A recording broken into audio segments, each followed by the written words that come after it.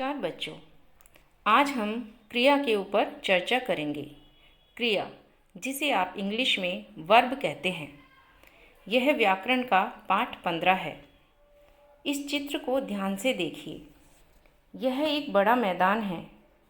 यहाँ लड़कियाँ फुटबॉल खेल रही हैं। बूढ़े लोग बैठकर समाचार पत्र पढ़ रहे हैं। लड़के व्यायाम कर रहे हैं। छोटे छोटे बच्चे खेल रहे हैं। पेड़ पर कोयल बैठी है। आकाश में चिड़ियाँ उड़ रही हैं। कुछ दूर लोग परिवार सहित बैठे हैं। आपने देखा, इस चित्र में कुछ न कुछ हो रहा है। कोई न कोई कार्य हर कोई कर रहा है। खेल रही हैं, पढ़ रहे हैं, कर रहे हैं, खेल रहे हैं, बैठी है, उड़ रही हैं, बैठे हैं। ये सभी शब्द किसी काम के होने की ओर संकेत देते हैं। इन्हें ही क्रिया रूप माना जाता है। इस प्रकार काम के करने अथवा होने का बोध कराने वाले शब्दों को क्रिया कहते हैं, जैसे सोना, खाना, पीना, सोचना, चलना, हंसना आदि। क्रिया की रचना और उसका मूल रूप धातु। निम्नलिखित वाक्यों को पढ़ते समय ध्यान से क्रियापदों को देखिए। कवि कविता लिखता है। मैं दादी से कहानी सुनती हूँ। माँ कपड़े धो रही है। सतीश गाना गा रहा है। इन वाक्यों में लिखना, सुनना, धोना, गाना क्रियाओं का प्रयोग हुआ है। इनसे किसी न किसी काम के होने अथवा करने का बोध हो रहा है। इन क्रियाओं में लिख, सुन, धो, गा ऐसे शब्द हैं जो क्रिया के मूल रूप कहलाते हैं। क्रिया के इन मूल रूपों को धातु कहते हैं।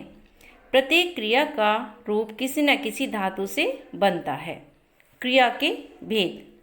क्रिया के निम्नलिखित दो भेद हैं: अकर्मक क्रिया, सकर्मक क्रिया। इस चित्र में सुरेश दौड़ रहा है, अभिनव हंस रहा है। इन वाक्यों में दौड़ना एवं हंसना क्रिया का सीधा फल कर्ता सुरेश और अभिनव पर पड़ रहा है, अतएव ये अकर्मक क्रिया हैं।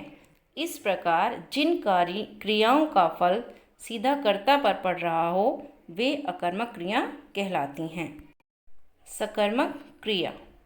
जिन क्रियाओं के करने या होने का फल कर्म पर पड़ता है उन्हें सकर्मक क्रियाएं कहते हैं। जैसे नीरा आम खा रही है।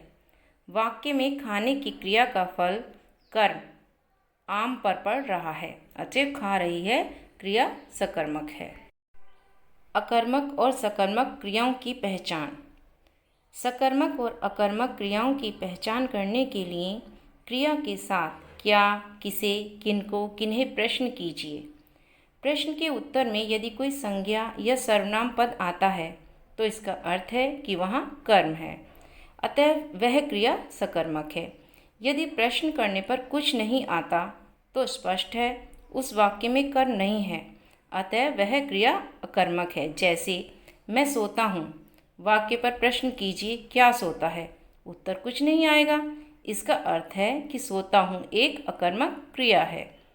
मैं कबड्डी खेलता हूँ। यहाँ प्रश्न कीजिए क्या खेलता हूँ, उत्तर कबड्डी, इसका अर्थ है खेलता हूँ सकर्मक क्रिया है।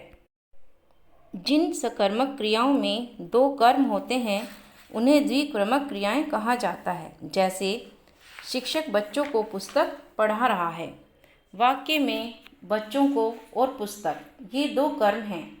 यदि हम प्रश्न करते हैं कि शिक्षक क्या पढ़ा रहा है तो उत्तर आता है पुस्तक। किसे पढ़ा रहा है, बच्चों को। इस प्रकार दो कर्म होने के कारण वाक्य द्विकर्मक है। अब आप जान गए होंगे, जो शब्द कार्य के करने या होने का बोध करवाते हैं उन्हें क्रिया कहते हैं। क्रिया के दो भेद होते हैं, अकर्मक और सकर्मक। क्रिया का मूल रूप धातु है। जिस क्रिया का फल कर्ता पर पड़ता है उसे अकर्मक क्रिया कहते हैं। जिस क्रिया का फल कर्म पर पड़ता है उसे सकर्मक क्रिया कहते हैं।